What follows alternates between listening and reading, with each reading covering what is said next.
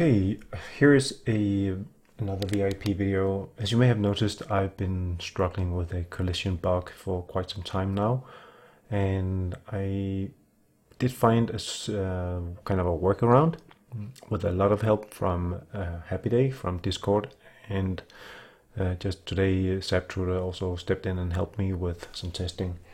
So yeah, we do still have a bug in the engine, I am pretty sure.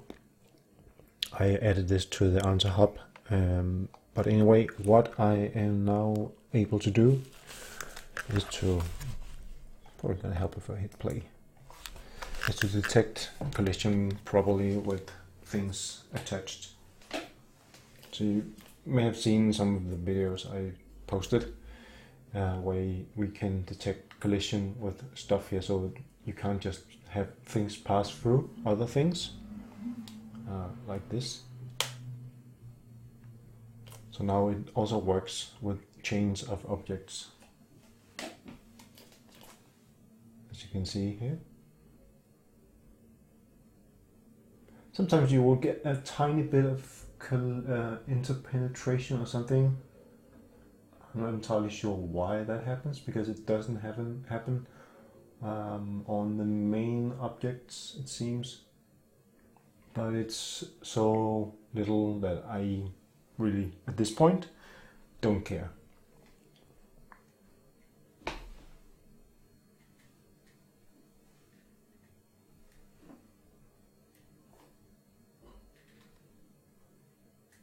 And as you can see, it also works with regular shapes or different shapes of things. It's detecting the collision pretty nicely, and also on several parts of the object chain. And you can detach things even though they are sticking in. You can still break things apart like this at any point.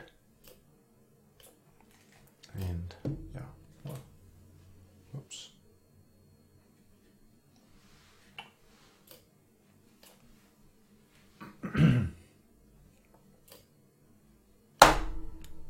Oops. Oh well. So, just wanted to post this little update because this is really a breakthrough for me. I don't entirely recall why I started doing this. I think I was trying to build something similar to a crafting setup or something where you could kind of build a weapon or whatever, and I just realized that it would be cool if I had collision with things, and then this idea spread to this collision thingy here. So just to give a little brief update on what I really mean by that is that with this solution here and this hack is that if you followed my other tutorial about collisions with interactables, you have seen this setup here. Don't mind the debug stuff here. It's been really helpful to use just a regular text renderer to see what happened. But on EventTech we do a check, a few checks, but I added this any child health collision node, which passes through all the slot actors and then figures out if they do have a collision. So this happens recursively, and sadly it's running on tick, so it's kind of expensive, but really I haven't seen any decrease in performance or anything yet. So for now I just accept that it works and hope it's going to stay that way.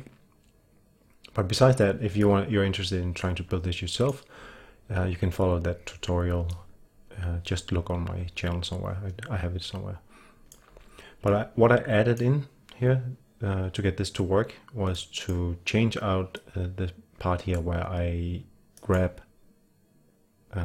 instead of grab attached to, which is a function I added in that tutorial, grab attached to. And so instead of calling that directly, I just set it to attach to here, and the real trick is to detach children before I do that.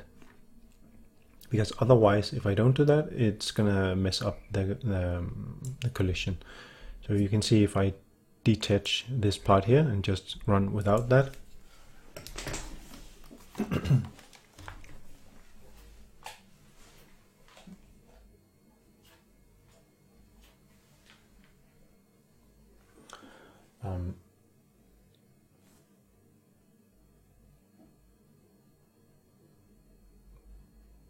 what is going to happen is that you can see it's possible for me, it becomes worse, it seems, the more objects I have. You can see it allows me to push things through, and it's actually sometimes, you can see here, it's not acting like one-to-one, because it's actually detecting a collision which is fake, because for some reason it forgets to update the collision bodies or something.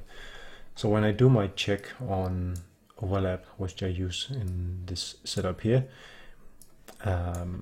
it detects a fake collision body somewhere. So inside here I use this component overlap components.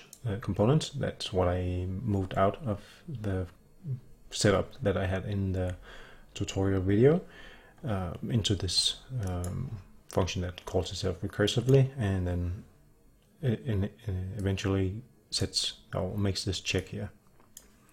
So what it does is really to gather the hit times and the hit information, and then return that onto the actor that I have grabbed.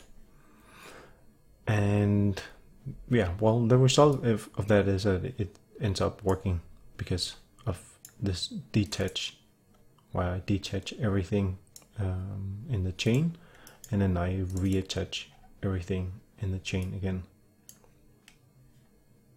So I hope this will end up being useful for anybody else doing something similar.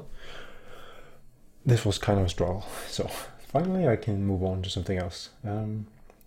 So that's it for this video.